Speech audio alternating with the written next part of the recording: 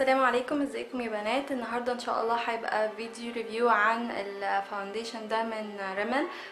هي بنوته طلبته مني فحبيت اعمله كده بسرعه. الفاونديشن ده اسمه ماتش بيرفكشن، في SPF 18 ودرجتي فيه ترو ايفوري 103.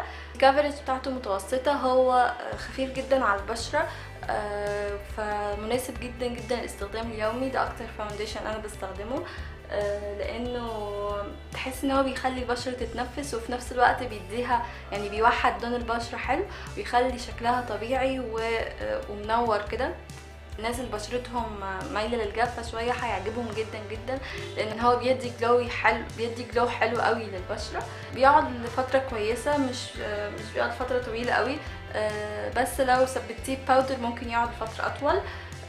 هو بيلدبل، يعني تقدري تحطي طبقة صغيرة فيديكي لوك ناتشرال خالص، او تحطي طبقتين فيبقى شكله يعني الكفرج بتاعته اعلى شوية، بس مش فول كفرج. يعني لو عندك حبوب كتير قوي او كده ممكن ما يداريهاش قوي، لكن هيوحد لك لون بشرتك ويخلي الشكل طبيعي. يعني ده من الفاونديشنز اللي انا بحبها جدا جدا جدا، بستخدمها يوميا تقريبا.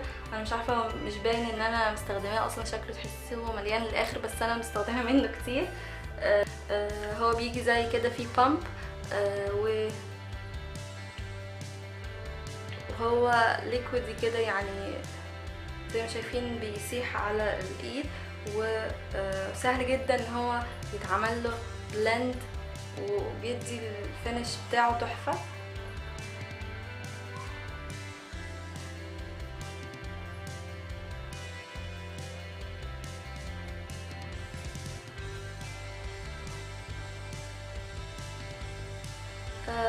فزي ما شايفين هو بيدي لمعة للبشرة، فالناس اللي بشرتهم دهنية اعتقد ان هو مش هيعجبهم خالص للسبب ده.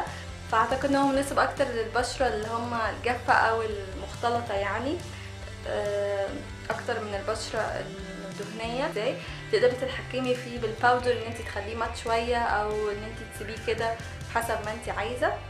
فبس هو ده الفاونديشن اللي انا بحب استخدمه يوميا. يا رب يكون الفيديو عجبكم واستفدتوا منه باي حاجه يعني. وما تنسوش تعملوا لايك وسبسكرايب للقناه، ولو عندكم اي اسئله او اي حاجه حابين تعرفوها يا ريت تسيبوها لي في الكومنتس تحت، وان شاء الله اشوفكم الفيديو الجاي. مع السلامه.